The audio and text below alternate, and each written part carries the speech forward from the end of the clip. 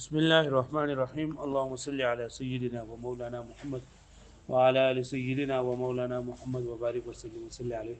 رب زدني علما رب اشرح لي صدري ويسر لي أمري واحلل لساني يفقهوا قولي پرون سبق کې منګه هغه مواضع پنځه ځایونه چې په غیر وجه نه د لفظ حقيقي معنی پر خوده لګي او مجازي معنی غستل کېږي نو هغه مونږ ویلو هغه کوم تفصیل پوره شوی دی نن سبق کې یو خبره کوي چې د دې مخکې خبره سره تعلق نشته دی او چې په بعض صورتونو کې وکم ځای کې چې د حرمت نسبت چې نه د اعیان ته شوی دی نو د دې نه به د اعیان به مراد وي زموږ په دې باندې لکه مطلب الله تعالی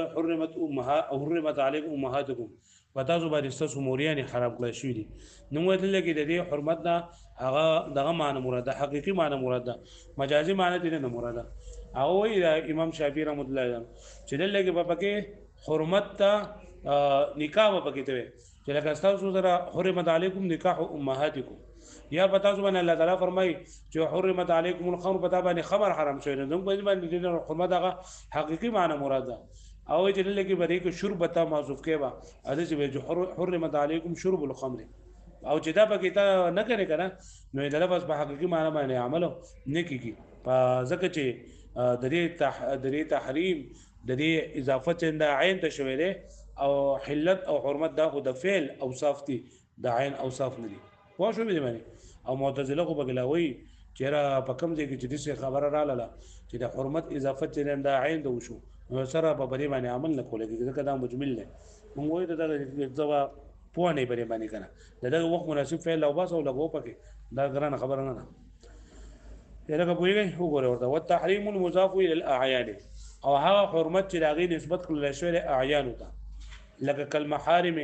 لکه محارم حرمت علیکم امهاتکم یا خمر ته نو دا به حقیقت وي زموږ په باندې خلاف للبعض بعض جنن د بګه اختلاف کړی دی د حنفیه او نور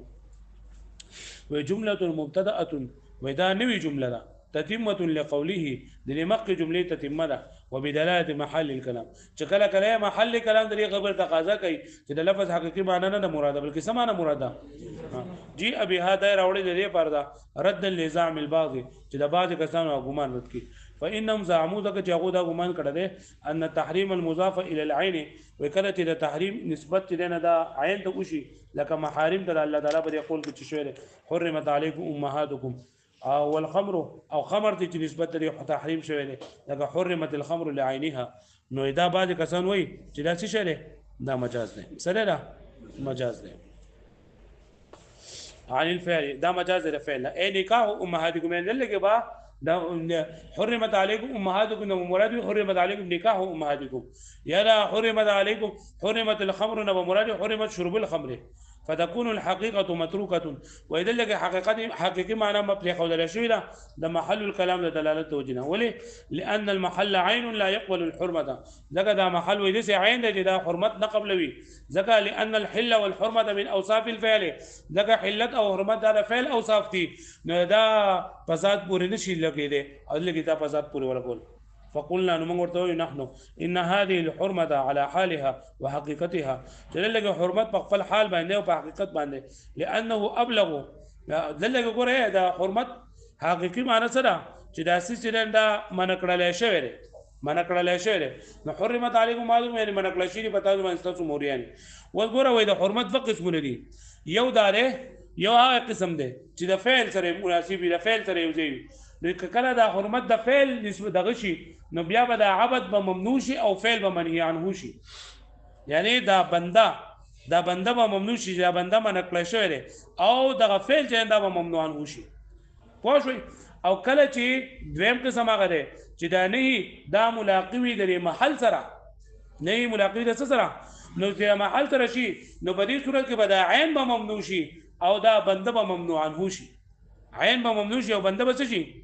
او دا عین ممنوع کېدل او د بنده ممنوع عنه کېدل دا ډېر زیات ابلغ دي ځکه یو نه دا یو نفي ده نو په نه کې چې نه دا تاکید کوي او په نه پی کې او په نه سخت راګي تاکید سی وای لکه معصوم د تور د مخه ته روټي خړل کې خودل او ته چې لا تاكل الخبز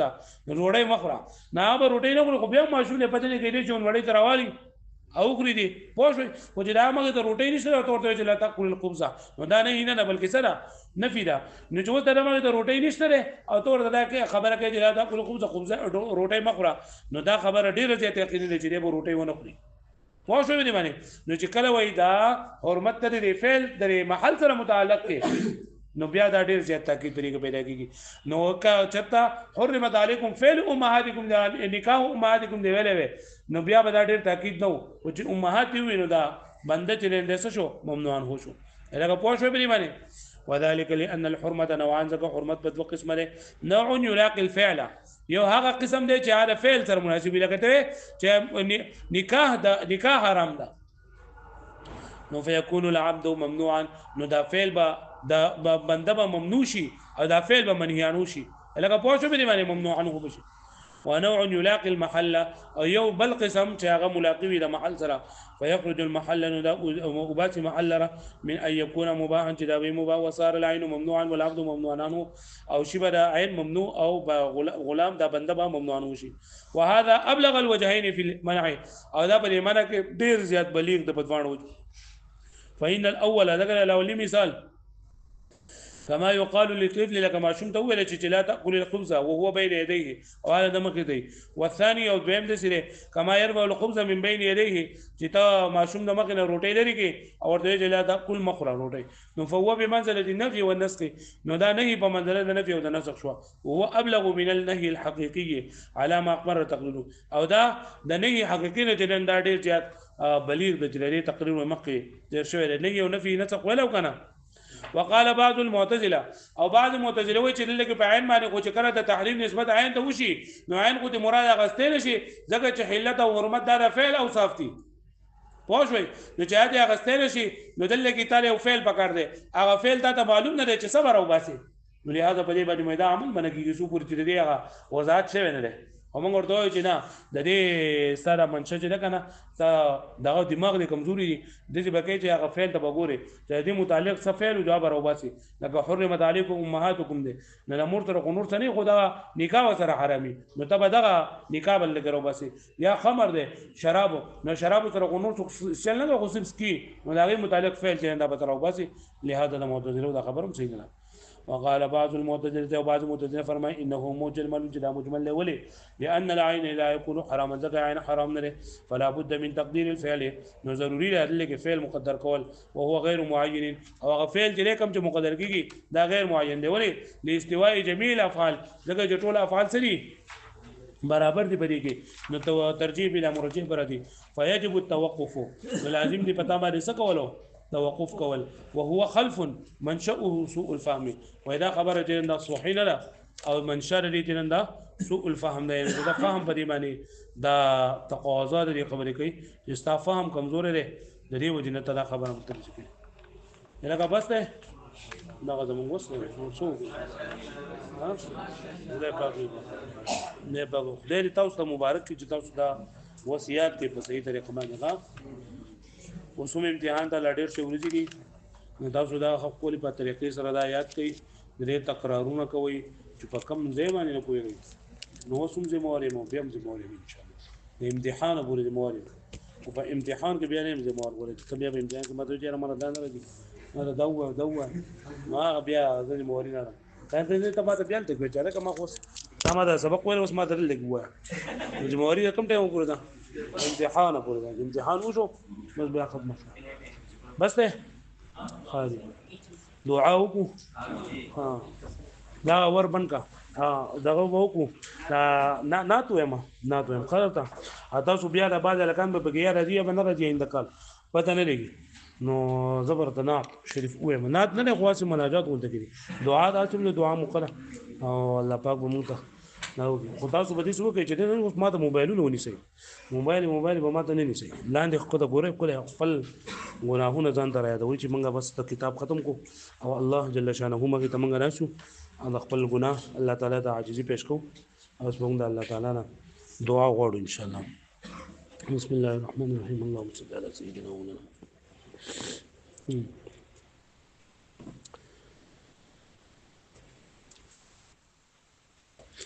تمی الله زدی بندا یم ایمان لرما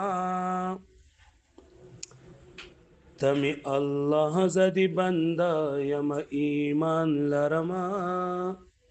ستا د رضا ستا د لقاز لکی ارمان لرما تمی الله زدی بندا یم ایمان لرما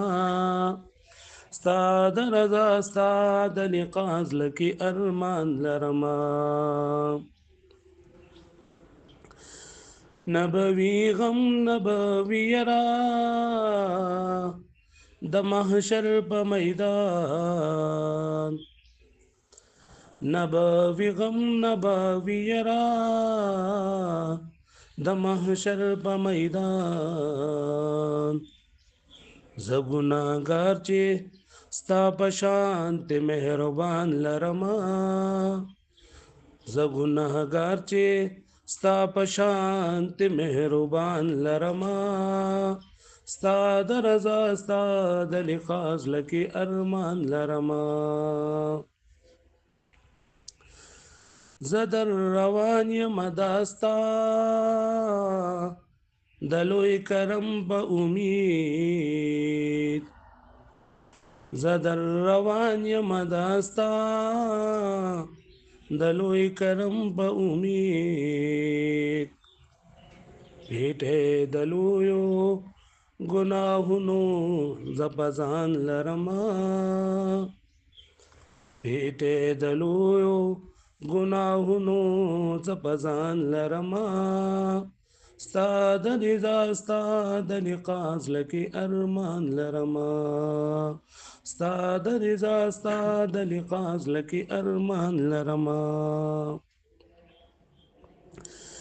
کاش ژوندون زما داستا په اطاعت تیرې دې کاش ژوندون زما داستا په اطاعت تیرې دې ربا مدد وکړې زما نفس او شیطان لرما ربا مدد وکړې زما نفس او شیطان لرما ستا د رضا ستا د لقاز لکی ارمان لرما تمی الله زدی بندا یم ایمان لرما تمی الله زدی بندا یم ایمان لرما ستا د رضا ستا د لقاز لکی ارمان لرما ز شهیدی دستا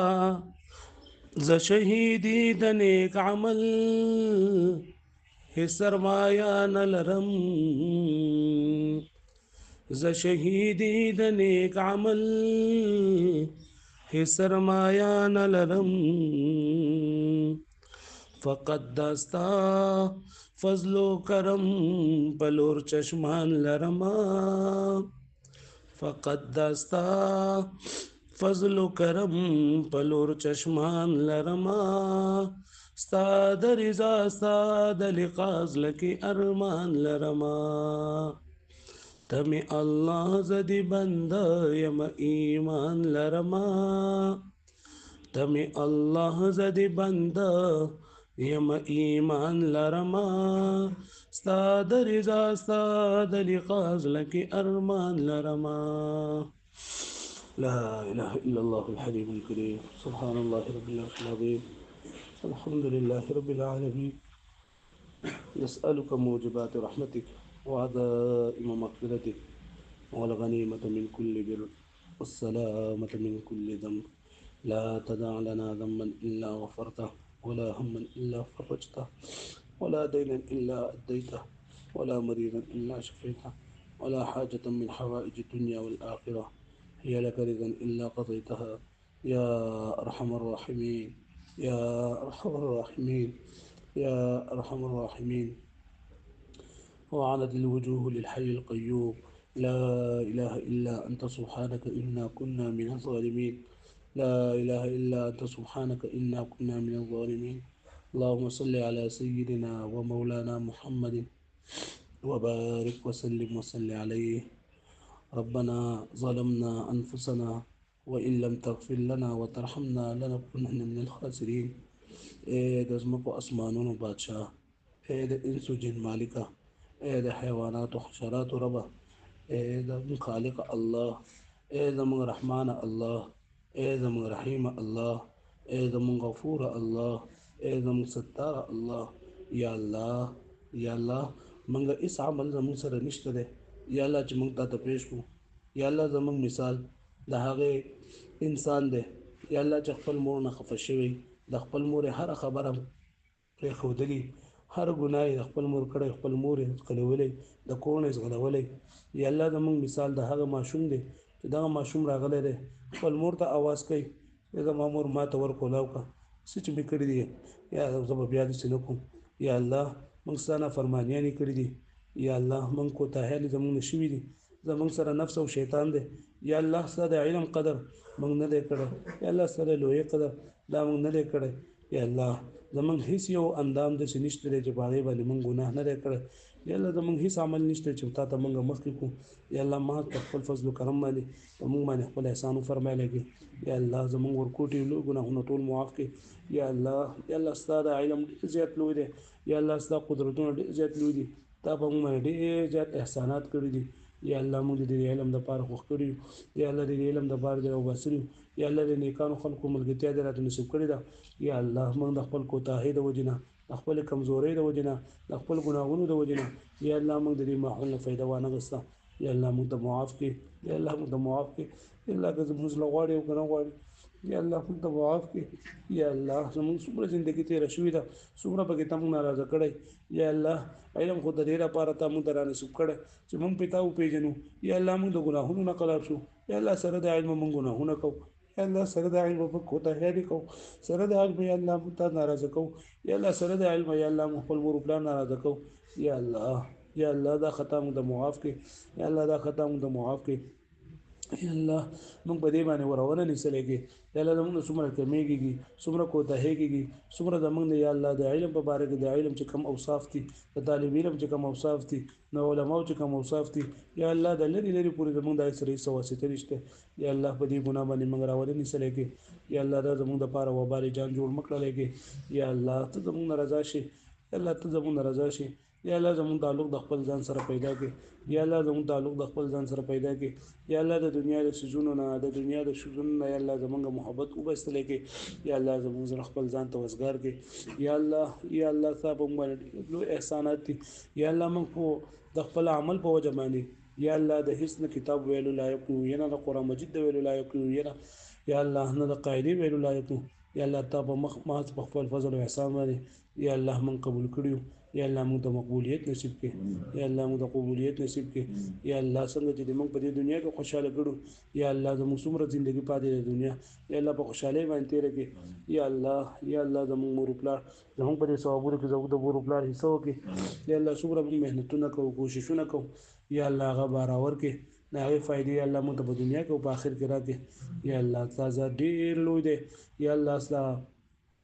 خدای ډېره زیاته لویه ده. یا الله موږ خو ګناهګاران یو. یا الله موږ خو فقیران یو. یا الله موږ ډېر زیات کمزور یو. یا الله نه یو علم شته دی، یا الله نه یو عمل شته دی. یا الله ته موږ د خپل علم نه علم راکړې. یا الله د خپل علم نه موږ علم راکړې. یا الله دا هلکان خپله ځواني یا الله قربان کړې ده. یا الله خپله مستي قربان کړې ده. یا الله خپل کورونه یې پرېښودلي دي. یا الله خپل مور و پلار یې پرېښودلي دي. یا الله خپل زندګي یې پرېښودلې ده، ستا د دین د زده کړې دپاره راغلي دي. یا الله خو موږ کمقلان یو. یا الله موږ پوهېږو نو یا الله موږ په دې غلطۍ باندې چکته هم رانیسلی کړې. یا الله زموږ باندې چې د خلکو څنګه یا الله یقین او ګمان دی، یا الله موږ د هغې نه بهتر جوړ کړې. یا الله موږ خو د ګناهونو نه لږ پت یو. یا الله تا ته موږ معلوم یو. یا الله تا په موږ باندې په دنیا کې پردې راچولي دي، د مرګه پورې یا الله په موږ باندې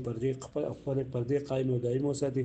یا الله د حشر په میدان کې، د قیامت په میدان کې په موږ باندې یا الله خپلې پردې قایم او دایم کړي. یا الله موږ په دنیا کې خپل مور و پلار ته خپل رونو خویندو ته خپل ښځه بچو ته خپل استادانو شاګردانو ته یا الله موږ چرته ونه شرموي یا الله په اخر کې موږ خپل مور ته خپل پلار ته خپل رونو خویندو ته خپل ښځه بچو ته خپل استادانو شاګردانو خپل پیرانو مریدانو ته یا الله موږ چرته ونه شرمولې کې یا الله د حضور صلی الله علیه وسلم مخې ته د صحابه کرامو مخې ته یا الله موږ چرته ونه شرمولې کې یا الله موږ ډېر کمزوري ستاسو موږ معافي غواړو یا الله ستاسو موږ توبه وباسو یا الله چې څه وکړي دې کړی دي یا الله تعالی ته معاف کړي آینده یا الله موږ د ګناه د ځایونو نه د ګناه د خلکو نه د ګناه د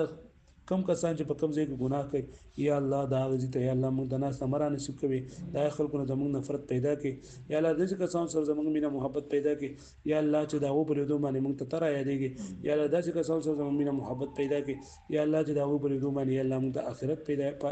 د آخرت فکر پیدا کړي یا الله د دنیا نه وزلو توريږي یا الله د دنیا چې څومره هم خواهشات دي لذتونه دي یا الله هغه زموږ د دین تابع کړي یا الله د دین د فائدې لپاره یا الله موږ د دنیا ډېرې زیاتې فائدې راکړي یا الله موږ په دنیا او په آخر کې یا الله موږ هیڅ چاته محتاج مه کړي یا الله په حلال باندې یا الله زموږ د ټولو ملګرو یا الله په حلال باندې سترګې او خېټې دواړه مړې کړي یا الله د حرام وړۍ نه د حرام کارونو نه د حرام خبرونو یا الله زموږ د ټولو اهل او عیال یا الله حفاظت وفرمایلی کې یا الله زموږ په دې مجلس کې څومره کسان دي بیماران دي یا الله دا څومره مشران دلته کې راځي یا الله سره د ضعف نه سره د بیماری نه یا الله سره د دین د عزت لپاره راځي یا الله زموږ د غیږ راغلي دي یا الله زموږ سره هیڅ نشته چې موږ خپل ملګرو له ورکو یا الله صرف ستا فضل او فضل احسان